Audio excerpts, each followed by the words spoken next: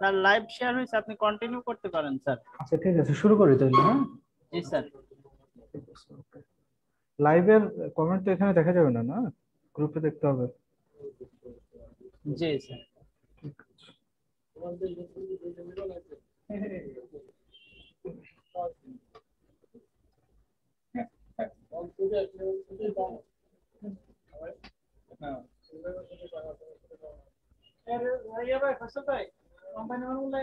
আসসালামু আলাইকুম। আমরা আজকে একটা ক্লাস শুরু করি, একটা ডেমো ক্লাস আর কি।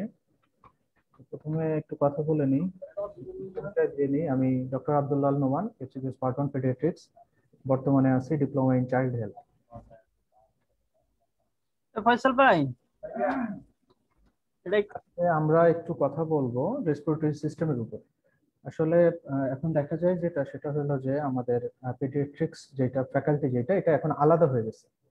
তো এখন দেখা যায় যে পেডিয়াট্রিক্স ফ্যাকাল্টি থেকে আগে যেমন মেডিসিন থেকে কোশ্চেন আসতো, এখন মেডিসিন থেকে আসে না, পুরোটাই আমাদের পেডিয়াট্রিক্স ফ্যাকাল্টি থেকে কোশ্চেন আসে। তো যার জন্য দেখা যায় যে এখন ফ্যাকাল্টি বেসড অনেক কোশ্চেন আসে রেসিডেন্সিতে, দেখা যায় 200-র ভিতরে প্রায় 50টা কোশ্চেন ফ্যাকাল্টি বেসড চলে আসে। যার জন্য দেখা যাচ্ছে যে আপনাদের এই যে ফ্যাকাল্টির যে প্রিপারেশন, সেই প্রিপারেশনটা একটু সুন্দরভাবে গুছানোভাবে নিতে হবে, যেটা আপনাদের তাহলে দেখা যাবে যে ভালো ইনস্টিটিউট গুলো পাইতে আপনাদের জন্য সহজ হবে এবং অন্যদের থেকে আপনাদের প্রিপারেশনটা আগায় থাকবে। তো সেটারই ধারাবাহিকতায় আজকে একটা ক্লাসের আয়োজন করা হয়েছে রেসপিরেটরি সিস্টেমের উপরে। আমরা কিছুক্ষণ কিছু প্রশ্ন এবং এটাই দেখাচ্ছে। আচ্ছা, এখন আসেন আমরা শুরু করি তাহলে ক্লাসটা। আপনারা যেগুলো আছে, যারা জুমে লাইভে আছেন তারা আনমিউট করে অ্যান্সার দিতে পারবেন এবং যে কোনো মতামত জানাইতে পারবেন। একই সাথে সাথে যারা ইয়েতে আছেন, ফেসবুক লাইভে আছেন, তাদের কমেন্ট আমরা দেখবো। রেসপিরেটরি সিস্টেম থেকে রেসিডেন্সির জন্য রেসপিরেটরি সিস্টেমটা খুবই ইম্পর্টেন্ট একটা টপিকস, এখান থেকে অনেকগুলো কোশ্চেন আসে পরীক্ষায়। এখন আমরা সেটাই শুরু করি। প্রথমে একটা কোশ্চেন আমরা দেখি। Regarding acute bronchiolitis, adenovirus is the predominant organism commonly involved below 2 months of age. Infection involves the bronchioles, is related to which in children, prognosis is excellent. যারা জুমে লাইভে আছেন তারা চাইলে একটু আনমিউট করে অ্যান্সার দিতে পারে। তো আমরা এই কোশ্চেনটা আগে একটু সলভ করি, যে দেখি যারা আছেন তারা একটু আনমিউট করে অ্যান্সার দিতে পারে। আসলে কোশ্চেন সলভের ক্ষেত্রে যে জিনিসটা ফলো করতে হবে সেটা হলো যে একটা টপিকস থেকে যে কোশ্চেনটা আমরা সলভ করব, তো ওই কোশ্চেনটা এমন ভাবে সলভ করতে হবে যে দেখতে দেখা যাবে যে মোটামুটি আপনাদের ওই টপিকস রিলেটেড যেন আর যে এক্সট্রা কোশ্চেন গুলো আসতে পারে, যেগুলো আসছে এবং যেগুলো আসতে পারে, যেন দুইটাই কাভার হয়ে যায়। শুধু ট্রু ফলস সলভ করে গেলাম তাহলে খুব একটা লাভ হবে না আসলে পরীক্ষার হলে। এই জিনিসটা একটু মাথায় রাখবেন যখনই একটা টপিক সলভ করবেন।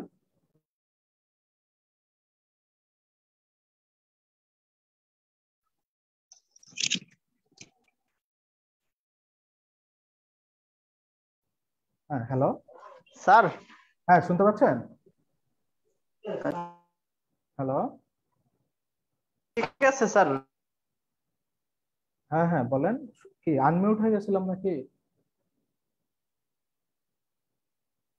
হ্যালো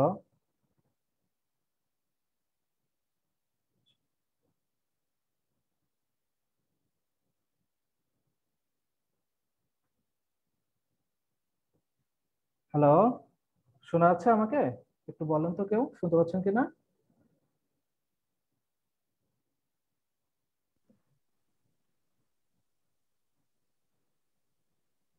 হ্যাঁ, শোনা যায়।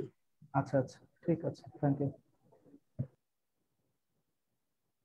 আচ্ছা তাহলে এই কোশ্চেনটা আমরা একটু দেখি সলভ করার ট্রাই করি। তো কোশ্চেন সলভ করার আগে আমরা একটু ডিসকাশনটা দেখে নিই।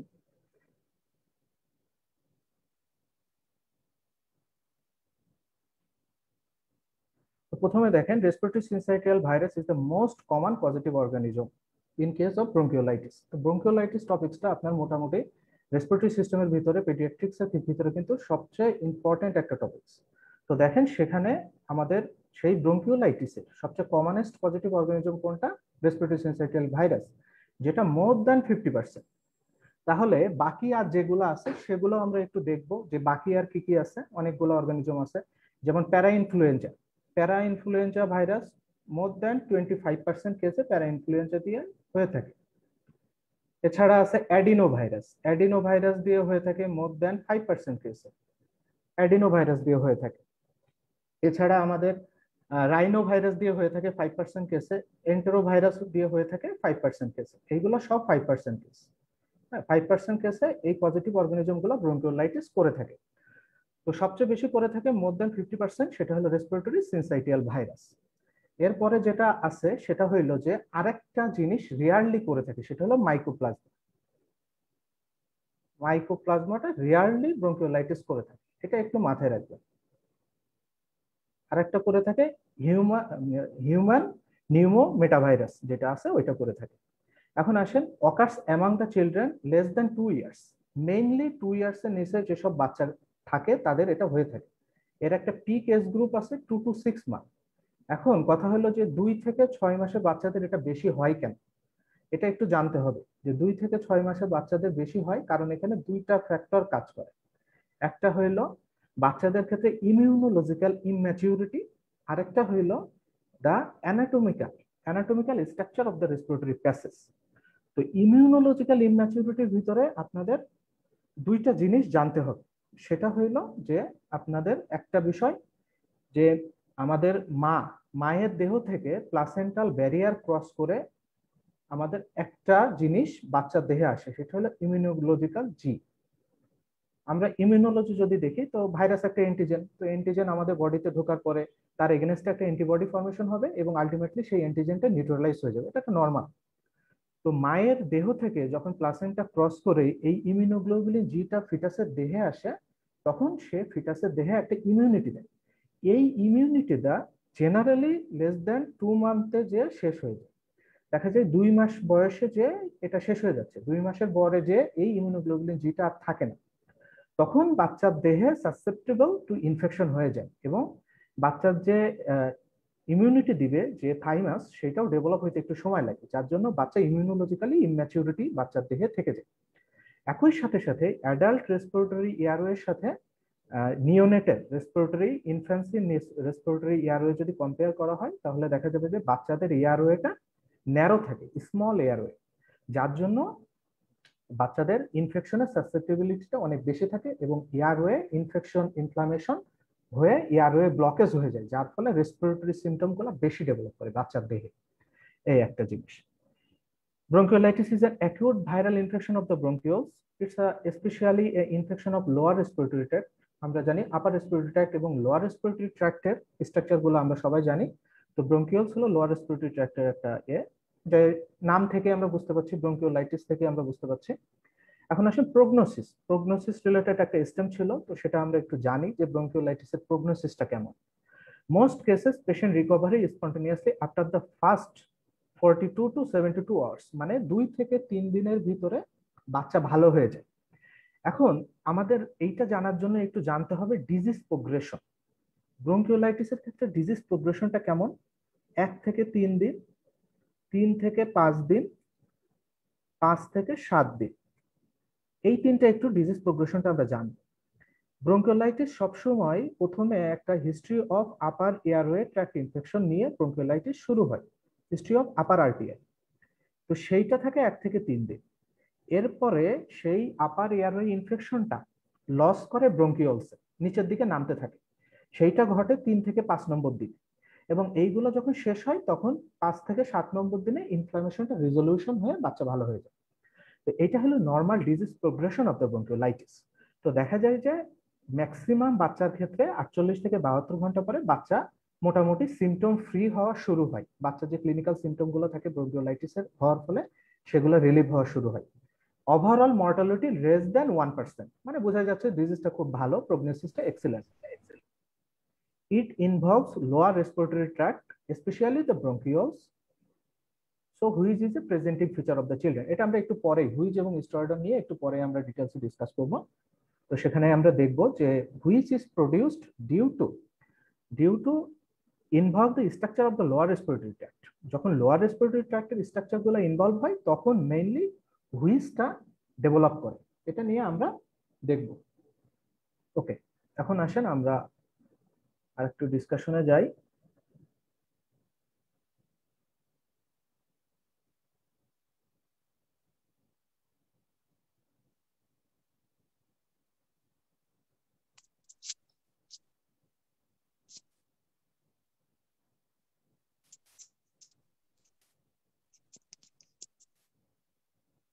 আচ্ছা, হয়ে গেছে।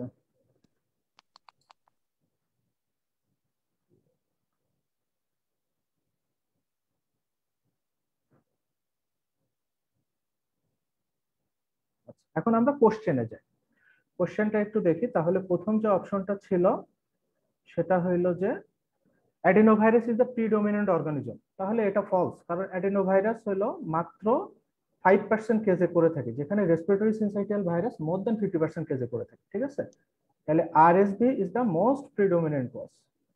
ওকে, commonly involve below the 2 months of age. না, 2 মাসের নিচে আমরা দেখাইলাম কেন হয় না, কারণ ম্যাটার্নাল আইজিজি থাকে বাচ্চার দেহে, ম্যাটার্নাল আইজিজি থাকে। সেই ম্যাটার্নাল আইজিজিটা আমাদের রেসপিরেটরি সিনসাইটিয়াল ভাইরাসকে নিউট্রালাইজ করে ফেলে, যার ফলে আমাদের থাকে না, এটা হয় না। 2 মাসের নিচে হয় না। পিক এজ হলো 3 to 6 months অফ এজ, আর mainly less than 2 years of এজে এটা ইনভলভ করে থাকে বাচ্চাদের। In fact involve the bronchioles, mainly bronchioles গুলাকে এরা ইনভলভ করে থাকে। It is related to wheeze in the children. তাহলে এটা ট্রু, ইট ইজ রিলেটেড, কারণ হলো লোয়ার রেসপিরেটরি ট্র্যাক্টকে ইনফেকশন করে, যার ফলে হুইজ ডেভেলপ করে। গেল প্রগনোসিস ইজ এক্সেলেন্ট, যেটা দেখলাম ওভারঅল মর্টালিটি হলো লেস দ্যান 1%, এবং 48 to 76 আওয়ার্স ভিতরে বাচ্চা ফুলি ভালো হয়ে যায়। ঠিক আছে, তাহলে এটা ট্রু। তাহলে আমরা যদি এখন কোশ্চেনটা সামারাইজ করি, তাহলে দেখবো যে সিডিই অপশন 3টা ট্রু হয় আর বাকি 2টা ফলস। তো আপনি যদি এইভাবে কোশ্চেনকে মোটামুটি সলভ করেন, যে আপনি যদি পুরো টপিকস ধরে সলভ করেন, তাহলে দেখবেন যে এই থেকে যদি আর কোনো কোশ্চেন আপনাকে দেওয়া হয়, তাহলে আপনি সেটার অ্যান্সার করতে পারবেন। আপনার কোশ্চেন আরো দিতে পারে, যেটা হলো what are the organism of the bronchiolitis. দেখেন কোশ্চেনটা কিন্তু আপনি অলরেডি সলভ করে ফেলছেন, যে অর্গানিজম কি কি দিয়ে হচ্ছে এটা কিন্তু আপনি এখন জানেন এবং পার্সেন্টেজ সহ জানেন। যদি এই অর্গানিজম না এসে যদি দেয় যে রিগার্ডিং অ্যাকুট ব্রঙ্কিওলাইটিস দিয়ে যদি আরো কোনো কিছু দেয়, তাহলে আপনি সেই কোশ্চেনগুলো কিন্তু মোটামুটি একটা ধারণা নিতে পারবেন ব্রঙ্কিওলাইটিস থেকে। এখন আসেন আমরা পরে আরেকটা কোশ্চেন দেখি। Regarding pathogenesis of bronchiolitis starts with a history of upper respiratory tract infection. No necrosis is present. Lymphocytic infiltration may result in submucosal edema. Inflammatory cytokine are involved in pathogenesis. Hypercapnia is an important biochemical changes. কেউ যদি answer করতে চান, unmute করে answer করতে পারে।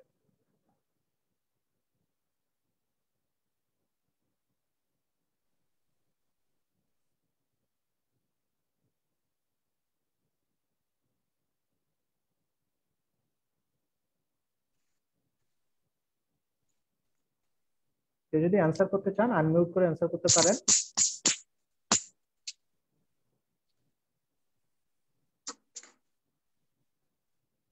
আচ্ছা, ঠিক আছে, তাহলে আমরা কোশ্চেনের একটু ডিসকাশনে চলে যাই।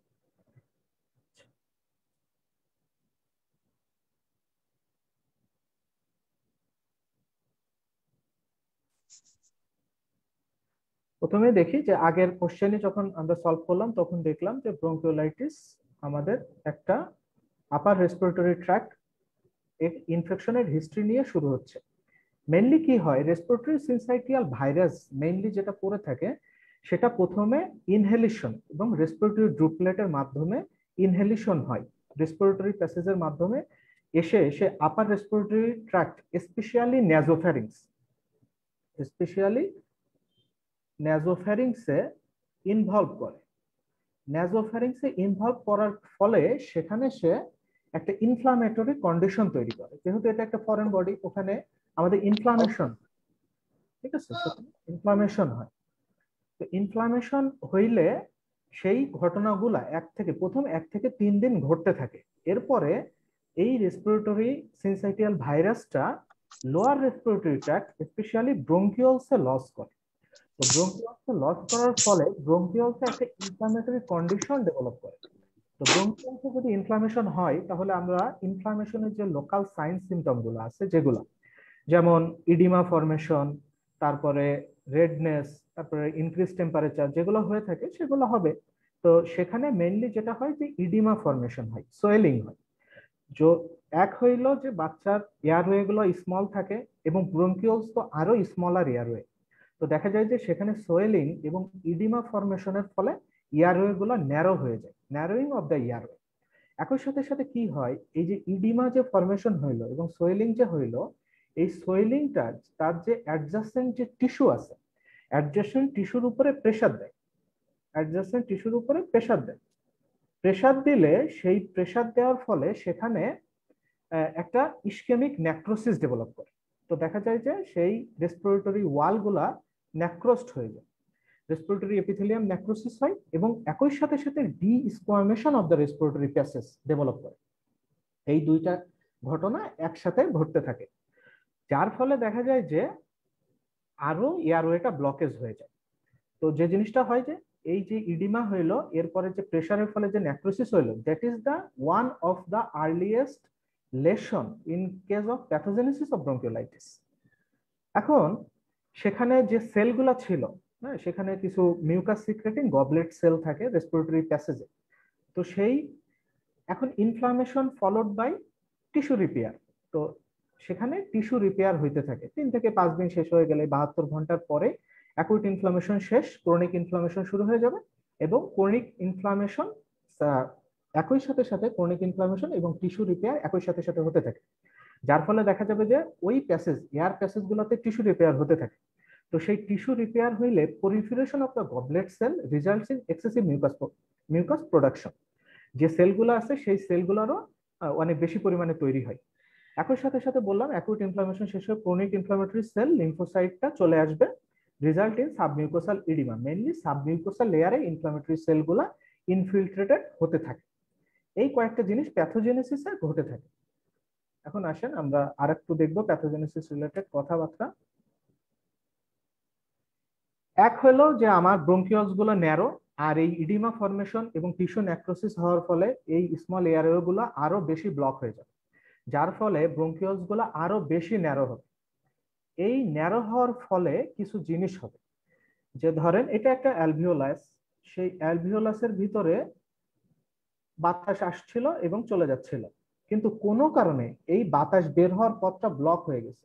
তাহলে কি হবে, এই অ্যালভিওলাসটার ভিতরে এয়ার ট্র্যাপিং হতে থাকবে এবং আস্তে আস্তে এই অ্যালভিওলাসটা বড় হয়ে যাবে, অ্যালভিওলাসটা ফুলে যাবে, আগে যে নর্মাল কন্ডিশনে ছিল তার থেকে বড় হয়ে যাবে এবং আরো বেশি এয়ার ট্র্যাপিং হবে।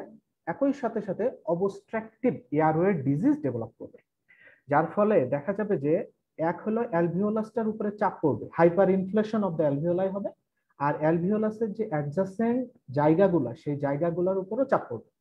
তার ফলে দুইটা কন্ডিশন ডেভেলপ করবে, একটা হলো হাইপোভেন্টিলেশন হবে, আর একটা হলো ইম্পেয়ার্স গ্যাস এক্সচেঞ্জ হবে। এখন যদি ইম্পেয়ার্স গ্যাস এক্সচেঞ্জ হয় তাহলে বডিতে আমার কম পরিমাণে অক্সিজেন যাবে, বডিতে একটা হাইপক্সিয়া ডেভেলপ করবে, হাইপক্সিমিয়া ডেভেলপ করবে। আর একটা যেটা হবে যে carbon die oxide wash out হতে পারবে না, কারণ গ্যাসিয়াস এক্সচেঞ্জে আমরা জানি বডি অক্সিজেন নেয় আর বডি থেকে কার্বন ডাই অক্সাইড বের হয়ে যায়, যার ফলে দেখা যাবে যে কার্বন ডাই অক্সাইডটা বের হইতে পারবে না, কার্বন ডাই অক্সাইডের লেভেলটা বডিতে বেড়ে যাবে, বায়োকেমিক্যাল আমরা এই চেঞ্জটা পাবো, যেটাকে আমরা বলে থাকি হাইপারক্যাপনিয়া। তো এই দুইটা কারণে একই সাথে সাথে হাইপক্সিমিয়া এবং হাইপারক্যাপনিয়া দুইটাই আমাদের রেসপিরেটরি সেন্টারকে স্টিমুলেট করে। আমরা রেসপিরেটরি ফিজিওলজি যখন পড়া হয় তখন আপনারা জানেন, দেখবেন আর কি, যে রেসপিরেটরি সিস্টেমকে যারা স্টিমুলেট করে তার ভিতরে এই দুইটা কিন্তু স্ট্রংলি কাজ করে। তো একটা পেরিফেরাল কেমোরিসেপ্টরের উপরে আর একটা ইনডিরেক্টলি সেন্ট্রাল কেমোরিসেপ্টরের উপরে। তো সেই জায়গা থেকে রেসপিরেটরি ডিস্ট্রেস হবে, বাচ্চা রেসপিরেটরি সেন্টারকে স্টিমুলেট করে দিবে, রেসপিরেটরি রেট বাড়বে, রেসপিরেটরি ডিস্ট্রেস হবে। সেখান থেকে আপনার কার্বন ডাই অক্সাইড রিটেনশনের ফলে আপনার একটা অ্যাসিডিক এনভায়রনমেন্ট বডিতে তৈরি হবে, যেহেতু carbon dioxide is acid for the respiratory system, যার ফলে রেসপিরেটরি অ্যাসিডোসিস ডেভেলপ করবে বাচ্চার দেহে।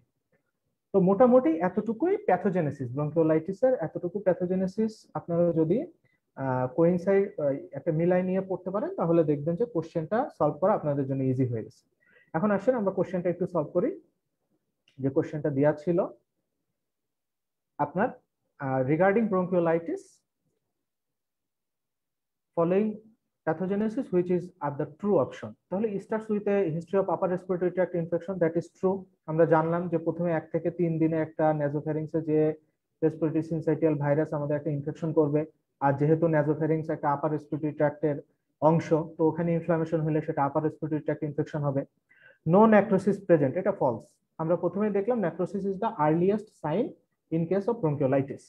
Lymphocyte infiltration may result in submucosal edema, that is true. যে লিম্ফোসাইট একটা ইনফ্লামেটরি সেল যেটা সাবমিউকোসাতে ইনফিল্ট্রেট করে।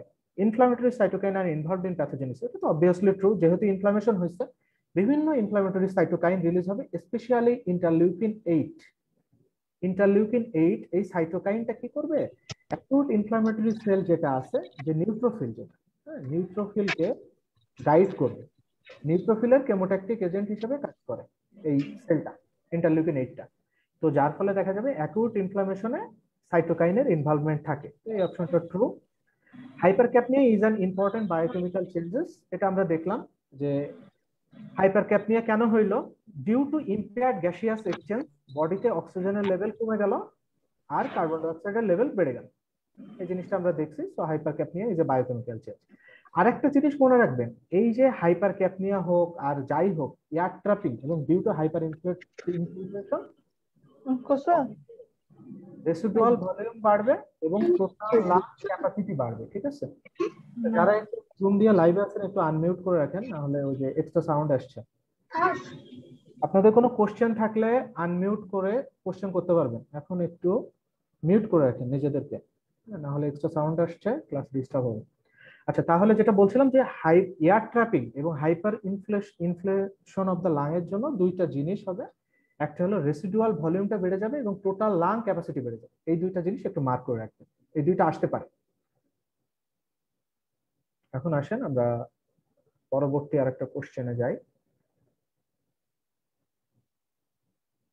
তাহলে মোটামুটি এতটুকুই প্যাথোজেনেসিস। এখান থেকে ব্রঙ্কিওলাইটিস থেকে প্যাথোজেনেসিস রিলেটেড যদি কোনো কিছু এসে থাকে, তো এতটুকু বেসিক কনসেপ্ট ক্লিয়ার থাকলে আপনারা ইনশাআল্লাহ অ্যান্সার করতে পারবেন। এখন আসে একটা question, severe pneumonia in less than 2 months of age can be treated outside the hospital. Both fast breathing, chest indrawing must be present for diagnosis. Stopped feeding is a danger sign. Severe malnutrition is a danger sign. Respiratory rate more than 70 breaths per minute is an indicator of oxygen therapy. এখন আসেন আমরা কোশ্চেনটা solve করার আগে একটু ডিসকাশনে যাই, তাহলে আমাদের জন্য সুবিধা হবে।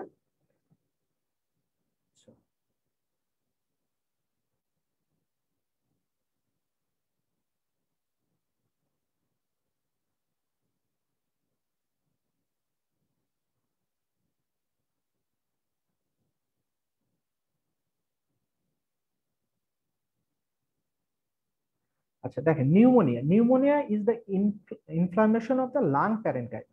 লাং প্যারেনকাইমাতে যদি কোনো ইনফ্লামেশন হয়, ইনফেকশন হয়, সেটাকে আমরা নিউমোনিয়া বলি, plus radiological evidence of the infection of the lung. তো এই দুইটা জিনিস যদি থাকে, এই দুইটাকে বলা হয় যে নিউমোনিয়া। এখন নিউমোনিয়া অ্যাকর্ডিং টু আইএমসিআই যদি আমরা ক্লাসিফাই করি, তাহলে নিউমোনিয়াকে আমরা 3টা ক্যাটাগরিতে ভাগ করতে পারি। একটা হলো সিভিয়ার নিউমোনিয়া, আরেকটা হলো নিউমোনিয়া, আর একটা হলো কাফ অ্যান্ড কোল্ড অথবা কমন কোল্ড যেটাকে আমরা বলে থাকি, যেটা নো নিউমোনিয়া হিসেবে ক্লাসিফাইড করা হয়েছে। এখন according to IMCI there are some general danger sign. এটা আবার ভাগ করা আছে এজ অনুসারে, 0 to 2 months, 2 to 12 months, হ্যাঁ, এইভাবে ভাগ করা আছে। তো 0 to 2 months আগে কোশ্চেন আসতো জেনারেল, এখন এজ স্পেসিফিক করে দিয়ে কোশ্চেন আসতেছে। এজ স্পেসিফিক করে দিয়ে কোশ্চেন আসা মানে কোশ্চেন গুলো অনেক বেশি স্পেসিফিক হয়ে যাচ্ছে, তো আপনাকে ওইভাবে স্পেসিফিকলি পড়তে হবে। তাহলে 0 থেকে 2 মাস বয়স, হ্যাঁ 0 থেকে 2 মাস বয়সে বাচ্চাদের জেনারেল ডেঞ্জার সাইন কি কি আছে?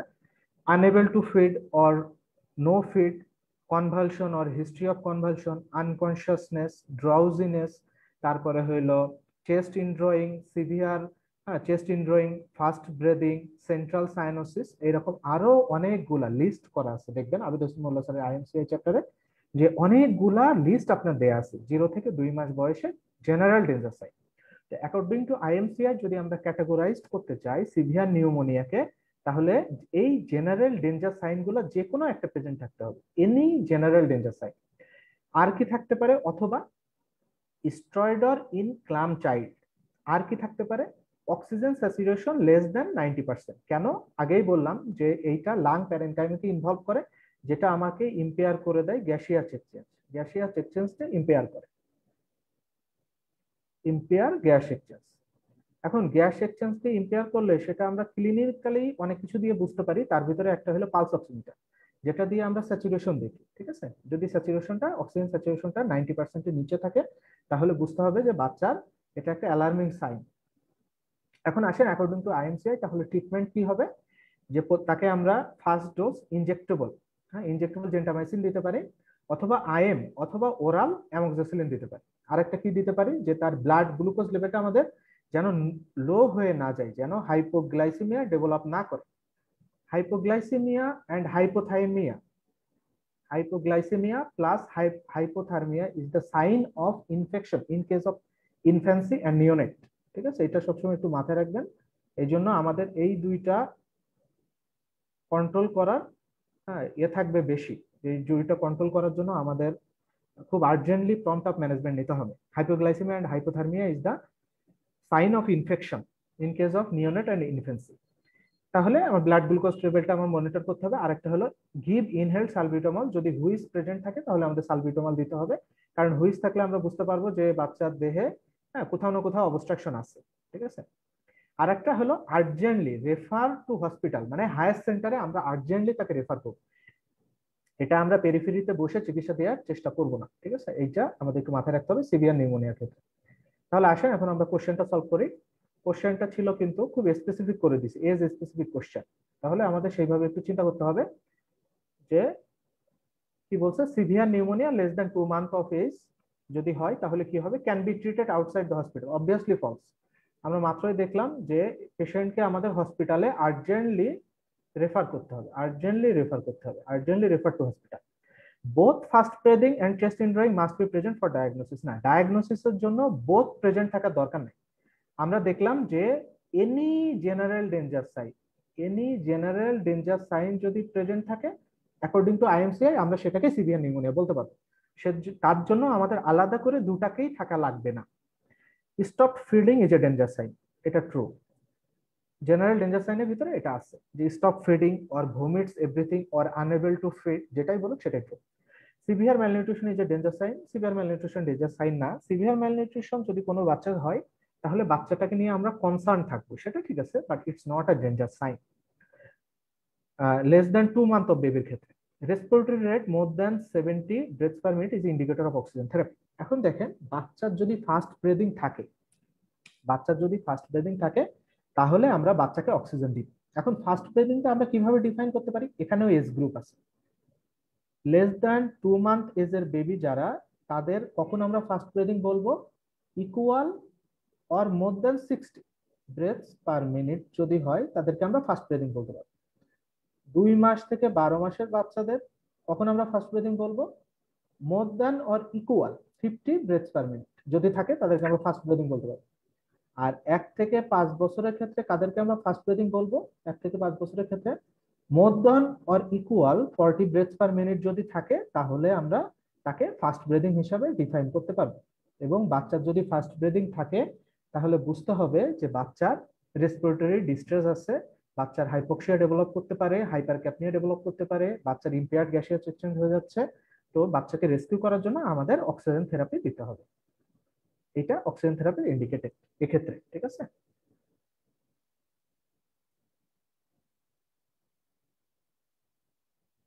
আচ্ছা আমরা পরের আরেকটা কোশ্চেন দেখি। এটাও নিউমোনিয়া নিয়ে। The most common organism responsible for pneumonia in between 1 to 12 months of age. তাহলে এখানে কোশ্চেনটা হলো 1 থেকে 12 বছরের বাচ্চার ভিতরে আপনার নিউমোনিয়া যদি হয় তাহলে কোন কোন অর্গানিজম দিয়ে হতে পারে? Streptococcus pneumoniae, haemophilus influenzae, chlamydia pneumoniae, respiratory syncytial virus, staph aureus. আচ্ছা ঠিক আছে, আমরা তাহলে এটার একটু ডিসকাশনে চলে যাই। দেখি আমরা অর্গানিজম গুলার একটা লিস্ট আছে, আমরা লিস্টটা একটু দেখি।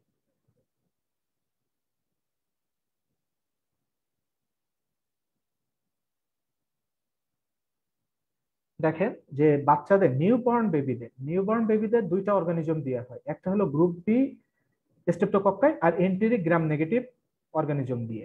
1 থেকে 3 মাস বয়সের বাচ্চাদের হয়ে থাকে ট্র্যাকোমেটিস, ইউরেলাইটিকাম এবং ভাইরাস দিয়ে। ভাইরাসের ভিতরে কি কি আছে? ভাইরাসের ভিতরে ইনফ্লুয়েঞ্জা আছে, রেসপিরেটরি সিনসাইটিয়াল ভাইরাস আছে, অ্যাডিনো ভাইরাস আছে, সাইটোমেগালো ভাইরাস আছে, মিজেলস আছে। এই সবগুলো ভাইরাস দিয়ে হতে পারে।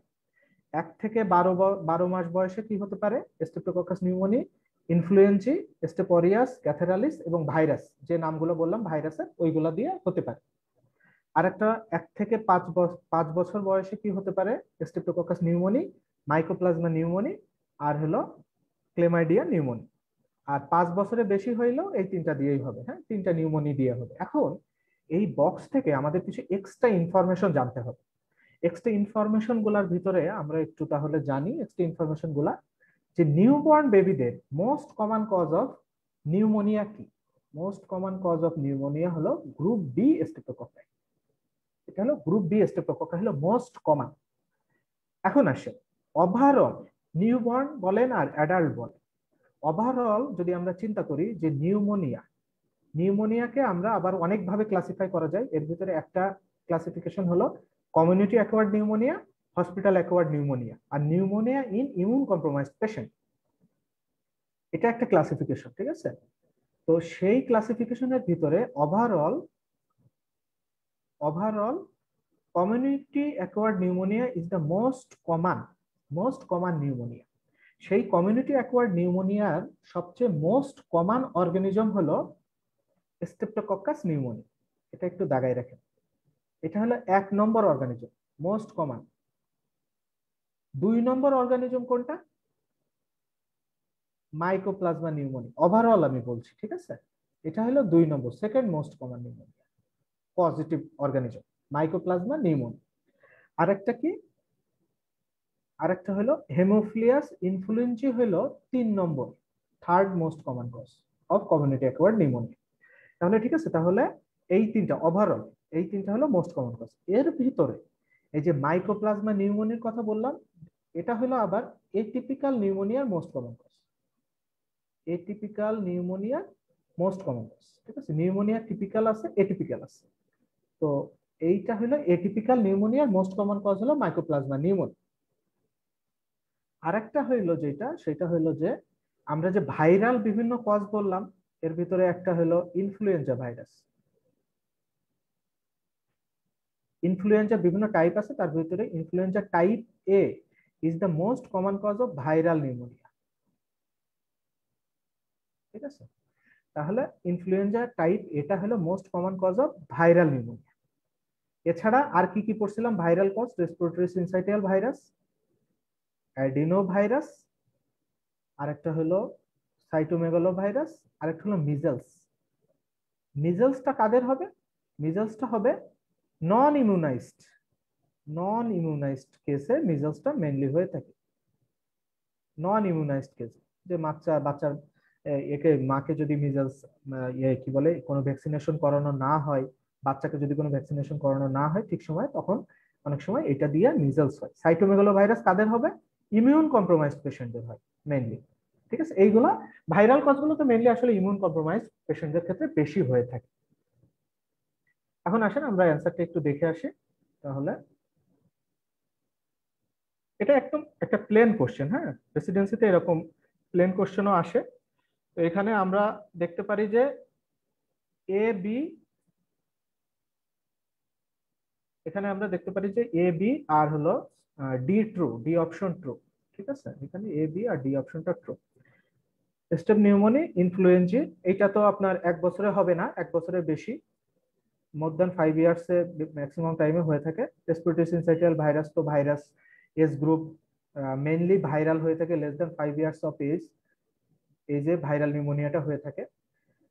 পিক এজ হলো 2 to 4 ইয়ার্স অফ এজ গ্রুপে ভাইরাল নিউমোনিয়া হয়। তো ভাইরাস কজগুলো সাধারণত আপনার লেস দ্যান 2 ইয়ার্স এজে হয়ে থাকবে, আর লেস দ্যান 5 ইয়ার্স এর ক্ষেত্রে 1 থেকে 2 বছরের ভিতরে মেইনলি হয়ে থাকবে।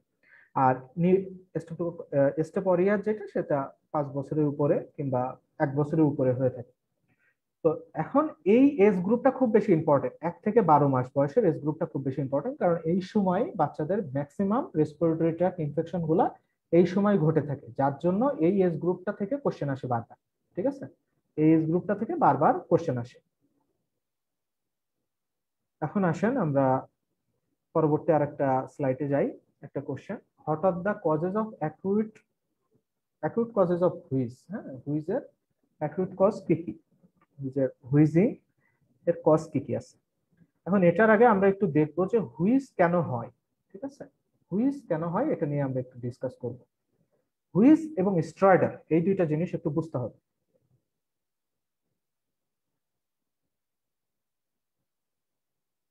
স্ট্রাইডার আর হলো হুইজ, দুইটাই হলো মিউজিক্যাল সাউন্ড, দুইটাই এয়ারওয়ে অবস্ট্রাকশনের জন্য হয়। কিন্তু একটা আমরা খালি কানে শুনতে পারি উইদাউট স্টেথোস্কোপ,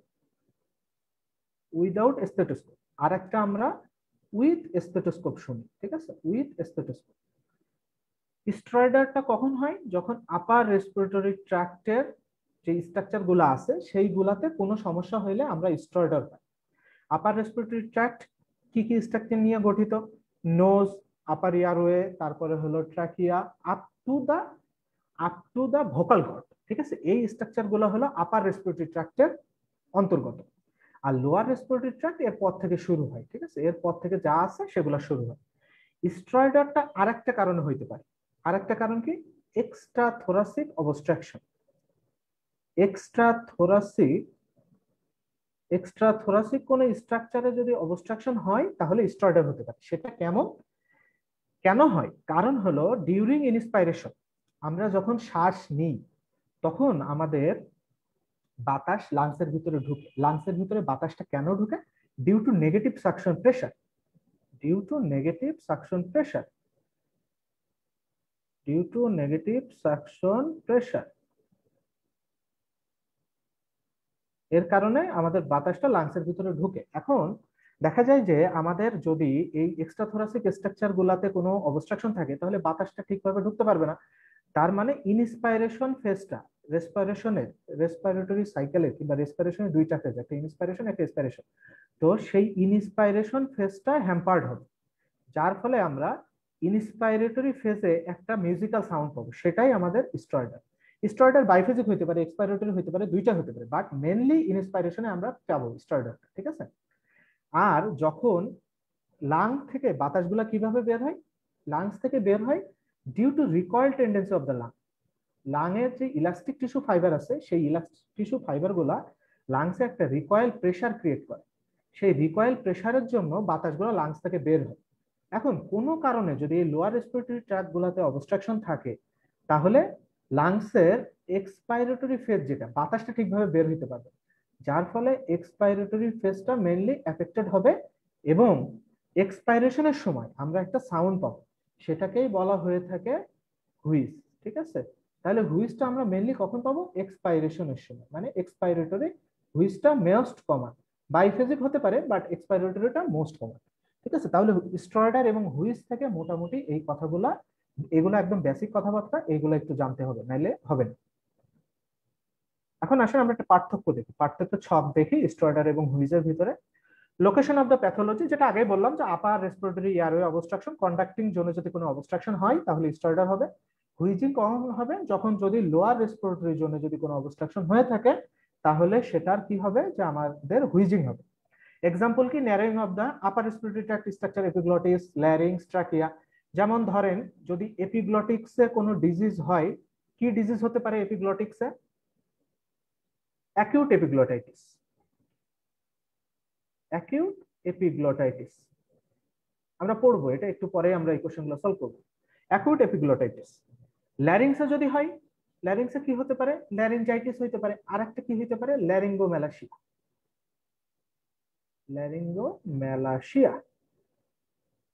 ট্রাকিয়াতে কি হইতে পারে, ট্রাকিয়াইটিস। ঠিক আছে, ব্যাকটেরিয়াল হতে পারে, ভাইরাল হইতে পারে, যে কোনো ইনফ্লামেশন হইলে ট্রাকিয়াতে হতে পারে, তাকে বলে ট্রাকিয়াইটিস। যদি ল্যারিংস ট্রাকিয়া, হ্যাঁ, দুইটাকে ইনভলভ করে তাহলে সেই একটা ডিজিজ আছে বিশাল মাস্টার ডিজিজ, যেটাকে বলা হয় ক্রুপ। ঠিক আছে, অ্যাকিউট ল্যারিঙ্গোট্রাকিও ব্রঙ্কাইটিস সেটাকে বলা হয় ক্রুপ, যদি সবগুলা স্ট্রাকচারতে একসাথে ইনভলভ করে। এখন আসেন হুইজিং কথায় হচ্ছে লোয়ার রেসপিরেটরি ট্র্যাক্ট। যদি ব্রঙ্কাইটে হয়, ব্রঙ্কাইটিস হইতে পারে, ব্রঙ্কিওলসে হইলে ব্রঙ্কিওলাইটিস হইতে পারে, অ্যালভিওলাইতে হইলে নিউমোনিয়া হতে পারে, তো নিউমোনিয়াতে আমরা হুইজ পাই। আর কি হতে পারে? অ্যাজমা হতে পারে, ঠিক আছে, অ্যাজমাতে আমরা পাই হুইজ পাই, ঠিক আছে। অ্যাজমা এয়ার প্যাসেজ গুলা, অ্যাজমা মেইনলি আমাদের small to medium size airway গুলাকে ইনভলভ করে, যার ফলে আমাদের ওই অ্যাজমাতে আমরা হুইজ পাই। ফেজ কি? মেইনলি ইনস্পাইরেটরি। মেইনলি ইনস্পাইরেটরি কেন সেটা আমি একটু আগে ডিসকাস করছি, আপনারা আশা করি বুঝতে পারছেন। এটা মেইনলি এক্সপাইরেটরি, আবার বাইফেজিকও হতে পারে দুইটা। ডিজিজ কি কি ডিজিজে হয়ে থাকে? স্টেরয়েডাল। ওই আপনি স্ট্রাকচার ধরে ধরে পড়ে ফেলবেন, তাইলে আপনার ডিজিজ নিয়ে কোনো সমস্যাই হবে, ঠিক আছে। Acute oesophagitis, croup, laryngomalacia, vocal cord paralysis, subglottic stenosis, laryngeal papilloma, foreign body aspiration, trauma to the larynx. আর এখানে অ্যাজমা, সিওপিডি তো আর বাচ্চাদের হয় না তেমন। Acute bronchiolitis, pneumonia, foreign body দুই জায়গায় আছে। আরেকটা হলো heart failure, lung cancer. Lung ক্যান্সারও বাচ্চাদের এত কমান না, তো এই কন্ডিশন গুলাতে হতে পারে হুইজ এবং স্টেরয়েডাল। তো এই বেসিক কনসেপ্টটুকু আপনার ক্লিয়ার থাকতে হবে, তাহলে দেখা যাবে যে আশেপাশ থেকে যত কোশ্চেনই আসুক আপনি পরীক্ষায় অ্যান্সার করে আসতে পারবেন। এখন আসেন আমরা অ্যান্সারটা একটু দেখি, তাহলে অ্যান্সার আমাদের কি হয়। হঠাৎ causes of acute cause of wheeze, তাহলে আমরা কি পাইলাম যে লোয়ার রেসপিরেটরি ট্র্যাক্টে যে ইনফেকশন গুলো হবে সেইগুলা হইলে আমরা হুইজ পাবো। তাহলে অ্যাজমাটিক ব্রঙ্কাইটিস অবভিয়াসলি এটা হলো small to medium size airway K involve করবে, তো এটা ট্রু। আর একটা হলো ভাস্কুলার রিং থাকলে হুইজ পাওয়া যায় না, এটা স্টেরয়েডে পাওয়া যায়, এটা ফলস। ফরেন বডি দুইটাতেই আমরা দেখছি ফরেন বডি, এটা ট্রু। এরপর হলো অ্যাকিউট ব্রঙ্কিওলাইটিস, এটা ট্রু। টপিক্যাল ইউসিনোফিলিয়াতে আপনার ইয়ে পাওয়া যায় না, হুইজ পাওয়া যায় না, এটা ফলস, ঠিক আছে। তাহলে মোটামুটি যদি আপনি এইভাবে সলভ করেন, স্ট্রাকচার ধরে ধরে একটু বেসিক কনসেপ্টটা ক্লিয়ার করে, তাহলে দেখবেন যে আপনার কোশ্চেন সলভ করতে মজা লাগছে, কোশ্চেন সলভ করে কোশ্চেনটা মনে থাকবে, এবং এক্সট্রা যদি কোনো আপনার কোশ্চেন আসে এইসব টপিক থেকে আপনি অ্যান্সার করতে পারবেন। এখন ঝটপট আমরা আরেকটা অ্যান্সার করে ফেলি, যেহেতু এটা আমাদের পড়া আছে, যে কন্ডিশন প্রেজেন্টিং উইথ স্টেরয়েডাল, এটা আমরা পড়ে ফেলছি যে কোন কোন কন্ডিশনে আমরা স্টেরয়েড পাবো। আপার রেসপিরেটরি ট্র্যাক্ট ইনফেকশন, তো গ্রুপের ক্ষেত্রে আমরা দেখলাম যে কোন কোন স্ট্রাকচার ইনভলভ হচ্ছে। গ্রুপের আরেক নাম কি? Acute laryngotracheobronchitis. তাহলে অ্যাকিউট ল্যারিঙ্গো মানে ল্যারিংস, ট্রাকিয়া এবং ব্রঙ্কিওলস লেস কমন। এটা হ্যাঁ, এটা হলো ব্রঙ্কিওলসটা লেস কমন। গ্রুপে এই তিনটা স্ট্রাকচার ইনভলভ হয়, larynx, trachea, bronchioles, mainly larynx, যার ফলে আমরা স্টেরয়েডাল পাবো, এটা ট্রু। এরপরের অপশনটা আমরা একটু দেখি, ল্যারিঙ্গোম্যালাসিয়া, এটা তো ল্যারিংসের একটা ডিজিজ, এটা ট্রু। ভাইরাল ট্রাকিয়াইটিস, ট্রাকিয়াকে ইনভলভ করলে তখন আবার একটু চলে যাবে। আরেকটা হলো ফ্যারেঞ্জিয়াল ডিপথেরিয়া ফলস। আর হলো ফরেন বডি অ্যাসপিরেশন ট্রু, ঠিক আছে। তো মোটামুটি এইভাবে একটু মিলাই স্ট্রাকচার ধরে ধরে সলভ করবেন, তাহলে দেখবেন যে কোশ্চেন গুলো অনেক বেশি ইজি হয়ে যাচ্ছে, আপনি সলভ করে মজা পাবেন আর কি। এখন আসেন, এখানে আমি একটু সামারাইজ করছি একটা ছকটা সামারাইজ করছি। আপনার এর কজ কি কি আছে? স্টেরয়েডের কজ আমরা তিন ভাগে ভাগ করছি, একটা হলো কনজেনিটাল কজ, আর একটা হলো অ্যাকোয়ার্ড কজ। কনজেনিটাল কজের ভিতরে laryngomalacia, laryngeal web, subglottic stenosis, laryngeal haemangioma, vocal cord paralysis, tongue and jaw abnormality, মানে এক্সট্রা থোরাসিক স্ট্রাকচার গুলো যেগুলো আছে, আর আপার এয়ারওয়ে। আর অ্যাকোয়ার্ড দুই ভাগে ভাগ করা হয়েছে, ফেব্রাইল এন্ড এফেব্রাইল, যে কাদের কাদের জ্বর আছে কাদের কাদের জ্বর নেই, এগুলো দেখে আমরা বুঝতে পারবো। কাদের কাদের জ্বর আছে কাদের কাদের জ্বর নেই, এটা দেখে আমরা বুঝতে পারবো, ঠিক আছে। এফেব্রাইল কন্ডিশন কি কি আছে? প্যাপিলোমেটোসিস মানে অনেকগুলো papilloma, injury to the larynx, foreign body, laryngeal oedema, adenotonsillar হাইপারট্রপির আর এক নামই হলো অ্যাডিনয়েড আর কি, যেটা আমরা একটু ভালো করে বলছি আর কি, অ্যাডিনয়েড মনে রাখলে হবে। আরেকটা আসেন এপিগ্লোটাইটিস, অ্যাকিউট ল্যারিঞ্জাইটিস, ডিপথেরিয়া, অ্যাবসেসের ভিতরে আছে রেক্টোফ্যারিঞ্জিয়াল এন্ড পেরিটনসিলার অ্যাবসেস, আরেকটা ইনফেকশাস মনোনিউক্লিয়াস, ঠিক আছে। এখন আসেন, তাহলে এখান থেকে আমরা আর কয়েকটা জিনিস একটু সামারাইজ করব। সামারাইজ করার ভিতরে যে জিনিসটা আমরা দুইটা জিনিস লিখে রাখবো, এই দুইটা জিনিস একটু লাগবে, সেটা হলো এই যে ল্যারিঙ্গোমেলাসিয়া যেটা বললাম, ল্যারিঙ্গোমেলাসিয়া ল্যারিঙ্গোম্যালাসিয়া হলো most common congenital cause of stridor in infancy. Congenital cause of stridor. একই সাথে সাথে this is the most common congenital anomaly of the larynx. ঠিক আছে, এই দুইটা জিনিস একটু লিখে রাখেন ল্যারিঙ্গোম্যালাসিয়ার পাশে। আর ক্রুপ যেটা পড়লাম আমরা, ক্রুপ acute laryngothracobronchitis, this is the most common cause of acute cause of stridor, most common acute cause of stridor, acute cause of stridor। তাহলে এখানে এই দুইটা জিনিস একটু আপনারা এই দুইটা ডিজিজের পাশে অল্প একটু ছোট্ট করে লিখে রাখেন, তাহলে আপনাদের মোটামুটি পড়াটা একটা গুছানো পড়া হয়ে যাবে। ঠিক আছে, ওকে, আশা করি আপনারা বুঝতে পারছেন, ক্লাসটা সুন্দর লাগছে। আশা করি যারা আছেন তারা ফেসবুক লাইভেও কমেন্টের মাধ্যমে জানাতে পারেন, কিংবা এ করেও আমাদের মতামত দিতে পারেন যে বুঝছেন কিনা, কিংবা কোনো কোশ্চেন আছে কিনা যেসব টপিকস নিয়ে ডিসকাস করা হচ্ছে সেগুলো নিয়ে। এখন আসে, এতক্ষণ যে ডিজিজটা নিয়ে আমরা কথা বলছিলাম ল্যারিঙ্গোট্রাকিওব্রঙ্কাইটিস অর ক্রুপ, সেটা নিয়ে একটা কোশ্চেন আমরা দেখি। প্রথমে একটা অপশন আছে barking cough, expiratory stridor, cyanosis, suprasternal recession, respiratory distress. Okay ওকে,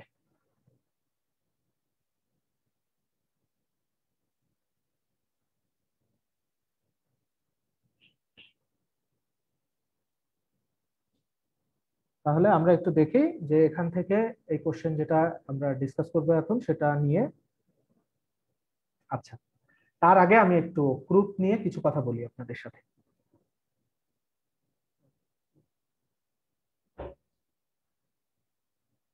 আচ্ছা, ক্রুপ নিয়ে আমরা কিছু কথা বলি। ক্রুপ, তাহলে আমরা দেখলাম কি যে ক্রুপ হইল আপনার একটা ভাইরাল কজের জন্য হয়ে থাকে।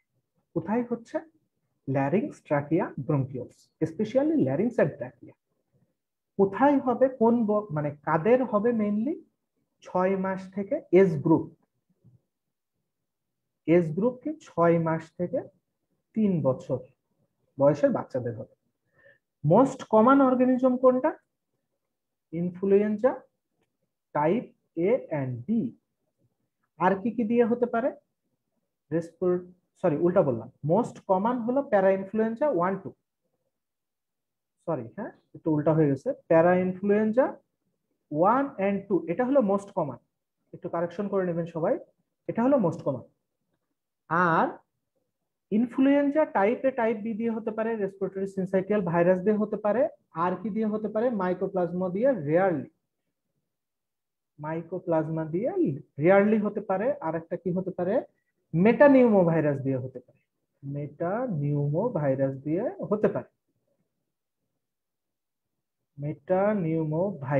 দিয়ে হতে পারে, ঠিক আছে, এই জিনিসটা আমরা মাথায় রাখবো।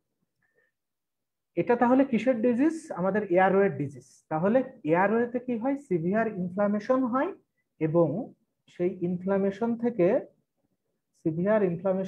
ইনফ্লামেশন থেকে আগের যে জিনিসগুলা ইডিমা হয়, ইডিমা হয়ে এয়ারওয়েটা ব্লক হয়ে যায়। একটা জিনিস খেয়াল করেন, এই যে স্ট্রাকচার গুলো বললাম ল্যারিংস আর ট্রাকিয়া মেইনলি যে ইনভলভ হয়, এই ল্যারিংস এবং ট্রাকিয়াতে কি কি বেশি থাকে? সবচেয়ে বেশি কি কি থাকে ল্যারিংস এবং ট্রাকিয়াতে? সবচেয়ে বেশি থাকে গবলেট সেল। এখন কোনো কারণে যদি ইনফ্লামেশন হয়, তাহলে এই যে গবলেট সেলগুলোর উপরে চাপ পড়ে, স্টিমুলেশন হয়, গবলেট সেলগুলো ইরিটেট হইলে আপনারা যখন হিস্টোলজি পড়বেন তখন দেখবেন গবলেট সেলের সিক্রেশনের স্টিমুলেশন আছে দুইটা, একটা হলো ইরিটেশন আর একটা হলো প্যারাসিম্পাথেটিক স্টিমুলেশন। তো এই ইনফ্লামেশনের ফলে এই গবলেট সেলগুলো ইরিটেট হইলে তার সিক্রেশনটা বেড়ে যায়, সে অনেক বেশি মিউকাস সিক্রেশন করার ফলে এই এয়ারওয়েটা আরো বেশি অবস্ট্রাকশন হয়। এবং এয়ারওয়েতে আমাদের একটা ডিফেন্স মেকানিজম আছে, সেই ডিফেন্স মেকানিজমের নাম হলো মিউকোসিলিয়ারি ক্লিয়ারেন্স।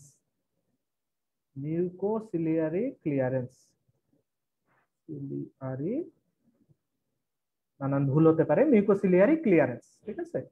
তো কি হয় দেখেন, এইটা যখনই এয়ারওয়েতে কোনো উল্টাপাল্টা কিছু ঘটে, তখন এই যে বিভিন্ন জায়গায় যে কাফ রিসেপ্টর আছে, সেই কাফ রিসেপ্টর গুলা স্টিমুলেশন হয়, এবং এই ল্যারিংস এবং ট্রাকিয়াতে অনেক বেশি পরিমাণে কাফ রিসেপ্টর থাকে, যার ফলে কাফ রিসেপ্টরটা স্টিমুলেশন হয়, এবং কাফ রিসেপ্টর স্টিমুলেশন হইলে এই মিউকোসিলিয়ারি ক্লিয়ারেন্স মেকানিজমটা স্টিমুলেশন হয়। এই মিউকোসিলিয়ারি মেকানিজমটা যদি স্টিমুলেশন হয়, তাহলে এই যে গবলেট সেল থেকে অনেক বেশি পরিমাণে যে মিউকাস প্রোডাকশন হচ্ছিল, সেই মিউকাস গুলা কাশির মাধ্যমে বের হয়ে আসে, এটাকে আমরা বলি কাফিং আউট, এটাকে বলি কাফিং আউট। যেহেতু অনেক বেশি ইনফ্লামেশন, অনেক বেশি ইডিমা, অনেক বেশি সিক্রেশন, অনেক বেশি কাফ বের হবে, এটাকেই বলা হয়ে থাকে বার্কিং কাফ। মানে কুকুর যেরকম ঘেউ ঘেউ করে, সেরকম ঘেউ ঘেউ শব্দে কাশি হয়, বার্কিং কাফ, ঠিক আছে। অনেক জায়গায় বলা আছে বার্কিং সিল কাফ, যেমন আমেরিকার যে নেভি সিল আছে, ওদের যে কুকুরগুলো থাকে সেইগুলো যেমন অনেক কাশে, সব অনেক শব্দ করে এ করে, ওই রকম কাশি হয়, বার্কিং সিল কাফ কাশি হয়, ঠিক আছে। তো ঠিক আছে, মোটামুটি কাশির মেকানিজমটা আমরা বুঝে ফেলছি, যে কেন কাশি হচ্ছে, প্যাথোজেনেসিসটা আমরা বুঝে ফেলছি। সো প্যাথোলজি থেকে যদি কোনো কোশ্চেন আসে, এটা আমরা বলতে পারি। এখন আসেন আমরা একটা সব দেখবো। দেখেন, ক্রুপ এবং এপিগ্লোটাইটিস দুইটা হলো ভাই ভাই, এক মায়ের পেটের, মানে সৎ মায়ের পেটের দুই ভাই, ঠিক আছে। ক্রুপ এবং এপিগ্লোটাইটিস, যখনই ক্রুপ পড়বেন তখনই এপিগ্লোটাইটিসও পড়বেন একসাথে, তাহলে কোরিলেট করতে পারবেন। এখন আসেন ক্রুপের আমরা ডিটেইলস পড়ে ফেলছি। অ্যাকুট এপিগ্লোটাইটিসের কজ কি কি আছে? Human influenza type B most common, but বিদেশে এর বিরুদ্ধে অনেক বেশি ভ্যাকসিনেশন করা হয়েছে, তাই এই কজটা এখন কমে গেছে, কিন্তু আমাদের এখনো এটাই পড়তে হবে, most common cause of acute epiglottitis human influenza type B. Age group, এটা হলো প্রি স্কুল চিলড্রেনদের হয়ে থাকে, মেইনলি 6 মান্থ টু 3 ইয়ার্স যেটা বললাম, আর এটা একটু বড় বাচ্চাদের হয়ে থাকে, হ্যাঁ, যে 3 বছরের পরে দেখা যায় যে হয়ে থাকে। টাইমিংটা কুল মান্থ ইয়ার রাউন্ড। ডায়াগনোসিস কি পয়েন্টের ভিতরে দেখেন, বার্কিং কাফ, ইনস্পাইরেটরি স্টার্টার কেন হয় আমরা আগেই ডিসকাস করছি, ইনস্পাইরেটরি স্টার্টার পরে এসে এক্সপাইরেটরি এবং বাইফিজিক হয়ে যায়, এবং সিভিয়ার কন্ডিশনে স্টার্টার এট রেস্ট ডেভেলপ করে। অ্যাকিউট এপিগ্লোটাইটিসটা অ্যাকিউট অনসেট, এটা আমরা দেখবো একটু পরে, আবার অ্যাকিউট এপিগ্লোটাইটিসটা পড়বো, সমস্যা নেই, একটু দেখে রাখেন, জাস্ট মাথায় রাখেন, তাহলে পরে সুবিধা হবে। আর ড্রুলিং হয়, ইনস্পাইরেটরি স্টার্টার হয়, can not swallow, high fever থাকে। Best initial test, clinical diagnosis, X ray not needed, but show steeple sign. What is steeple sign? Narrowing of the airway, ঠিক আছে, এই জিনিসটা মাথায় রাখবেন। Narrowing of the air column কে আমরা বলে থাকি steeple sign. Most accurate test PCR, এটা আমরা দিতে পারি। Best initial investigation nebulised epinephrine. Nebulised epinephrine আমাদের কি কাজ করে? গ্রুপে নেবুলাইজড এপিনেফ্রিন দিলে কি হয়, এটা আমরা একটু দেখি। এপিনেফ্রিন যে রিসেপ্টরের উপরে কাজ করে, সেই রিসেপ্টর কি করে? ভেজোকনস্ট্রিকশন করে, এয়ারওয়ে ভেজোকনস্ট্রিকশন করে, এয়ারওয়ে যে ব্লাড ভেসেলস গুলো আছে সেগুলোকে ভেজোকনস্ট্রিকশন করে, যার ফলে ব্লাড সাপ্লাইটা কমে যায়। ব্লাড সাপ্লাই কমে যাওয়া মানে ক্যাপিলারি লিকেজ কমবে, আরো অনেক কিছু কমে যাবে, যার ফলে ইডিমা কমে আসবে, বাচ্চার সিমটম রিলিভ হবে।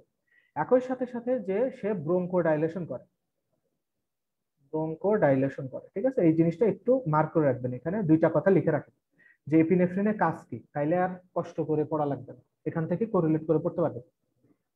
আচ্ছা, আর এটাই ইনটিউবেশন, এটা আমরা পড়বো অ্যাকুট এপিগ্লোটাইটিস যখন পড়বো তখন দেখবো। এটা ডেফিনেটিভ ট্রিটমেন্ট হলো আইএম ডেক্সামিথাসোন দিব এবং অবজারভেশন করব, আর এটাই হলো আমরা এয়ারওয়েটা সিকিউর করব আর অ্যান্টিবায়োটিক দিব। মেইন কথা শেষ, অ্যাকুট এপিগ্লোটাইটিসে অ্যান্টিবায়োটিক, যেহেতু এটা ব্যাকটেরিয়াল কজ, এটাতে আমরা অ্যান্টিবায়োটিক দিব, ঠিক আছে। এটা হলো এ। এই টুকটাক ক্লিয়ার কনসেপ্ট থাকলে আপনাদের অ্যান্সার করা একদম সোজা। এখন আসেন এটা আমরা অ্যান্সার করি, তাহলে cardinal feature of laryngotracheobronchitis barking cough, এটা ট্রু। এক্সপাইরেটরি না, মেইনলি ইনস্পাইরেটরি স্টার্টার হবে, ঠিক আছে, এটা তো আমরা দেখলাম, কারণ স্ট্রাকচার অনুসারে যদি আমরা ভাগ করি তাহলে এটাই পাবো। তাহলে বার্কিং কাফ ট্রু, এক্সপাইরেটরি হবে না, ইনস্পাইরেটরি হবে, ইনস্পাইরেটরি স্টার্টার হবে। সাইনোসিস, অবভিয়াসলি সাইনোসিস, কারণ এখানে যেহেতু রেসপিরেটরি প্যাসেজটা, রেসপিরেটরি এয়ারওয়েটা ব্লক হয়েছে, সো রেসপিরেটরি সেই সাইন সিমটম গুলো পাবো, রেসপিরেটরি এয়ারওয়ে ব্লক হয়ে গেছে, সো রেসপিরেটরি ডিস্ট্রেসে যে সাইন সিমটম গুলো আছে সবগুলো আমরা পাবো। সাইনোসিস পাবো, সুপ্রাস্টার্নাল রিসেশন পাবো, রেসপিরেটরি ডিস্ট্রেস পাবো।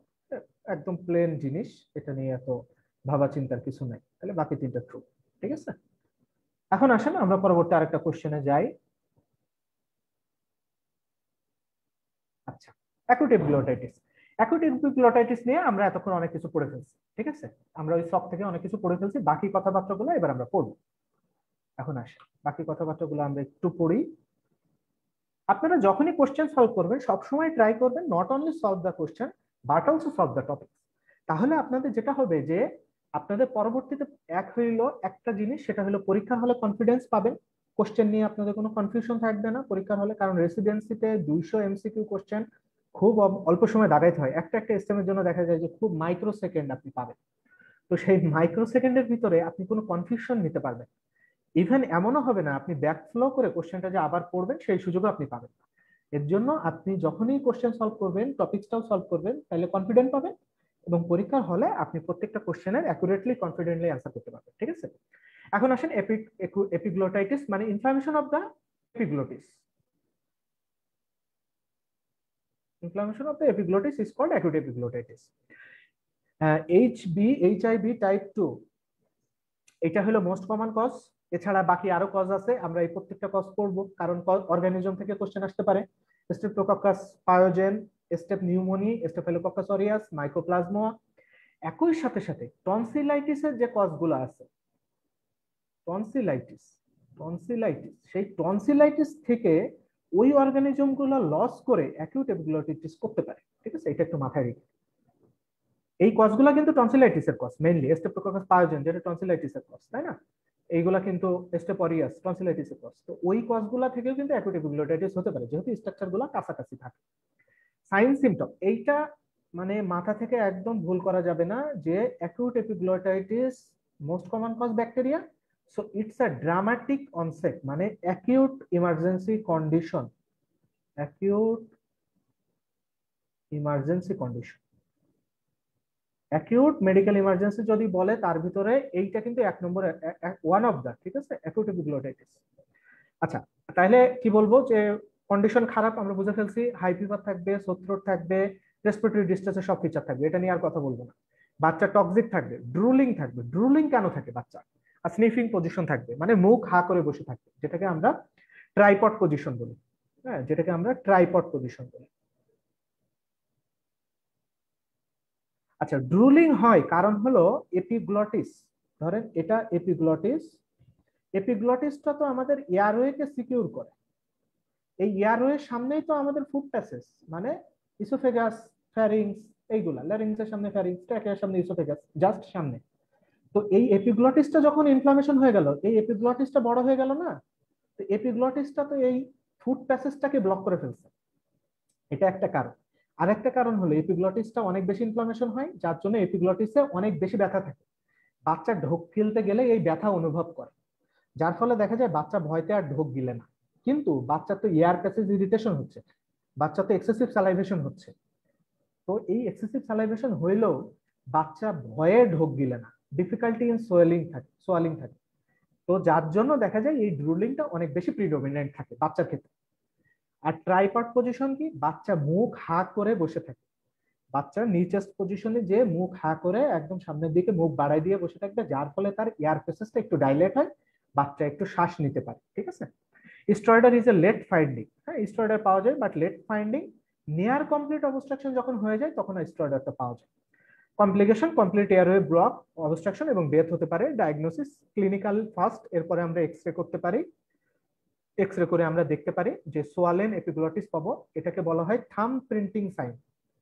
থাম প্রিন্টিং সাইন, যে আমরা যদি আমাদের বৃদ্ধাঙ্গুলি বসাই দিই তাহলে যেটা পাবো সেটা হলো থাম printing sign.